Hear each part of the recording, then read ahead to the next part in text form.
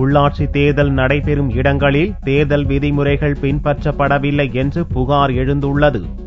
தமிழகத்தில் நெல்லை, கோவை, தூத்துக்குடி மேயர் மற்றும் நகராட்சி, பேரூராட்சி, வார்டு கவுன்சிலர் பதவிகளுக்கான இடைத்தேர்தல் வரும் 18ஆம் தேதி நடக்கிறது. தேர்தல் நடைபெறும் பகுதிகளில் விதிமுறைகள் பின்பற்றப்படவில்லை என்ற புகார் எழுந்துள்ளது. கோவை மாநகராட்சியில் எதிர்க்கட்சியினரின் சுவர் விளம்பரங்கள், பேனர்களை அகற்றுவதில் அக்கறை காட்டும் தேர்தல் அதிகாரிகள் ஆளும் கட்சியினரின் விளம்பரங்களை அகற்ற நடவடிக்கை எடுப்பதில்லை என்று பாரதிய ஜனதா புகார் தெரிவித்துள்ளது.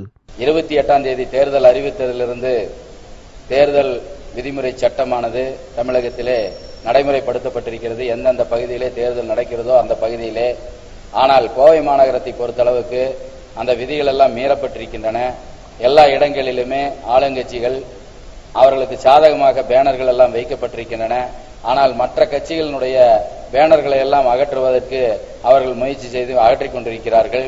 இந்த தேர்தல் நல்ல முறையில் நடக்க வேண்டும் என்றால் எல்லா வகையிலும் தேர்தல் கமிஷன் சரியான முறையில் இங்கே வந்து சட்டத்தை அமல்படுத்தி சரியான எல்லாருக்கும் எதிர்க்கட்சியாகட்டும் ஆளுங்கட்சியாகட்டும் பாரபட்சமின்றி இந்த தேர்தல் நடத்தப்பட வேண்டும் என்பது பாரதிய ஜனதா கட்சியினுடைய கோரிக்கை. நெல்லை மாநகராட்சியிலும் எதிர்க்கட்சிகளின் பெயர் பலகைகளை தேடி பிடித்து தாளை ஒட்டியும் பெயிண்ட் அடித்தும் மறைக்கின்றனர். ஆனால் அதிமுகவினரின் பிரம்மாண்ட பேனர்கள் அரசு நலத்திட்ட பெயர் பலகைகளை மறைக்கவில்லை என்ற குற்றச்சாட்டு எழுந்துள்ளது.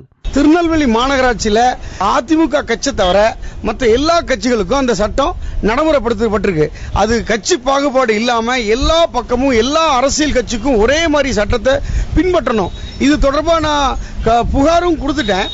ஆனா இதுவரைக்கும் எந்த நடவடிக்கை இல்லை. அதனால இவங்க தொடர்ந்து நடவடிக்கை எடுக்கணும். பாரபட்சம் இல்லாம எல்லோருக்கும் அந்த சட்டம் ஒன்று போல் அமைய வேண்டும் தான் என்னுடைய வேண்டுகோளா வைக்கிறேன்.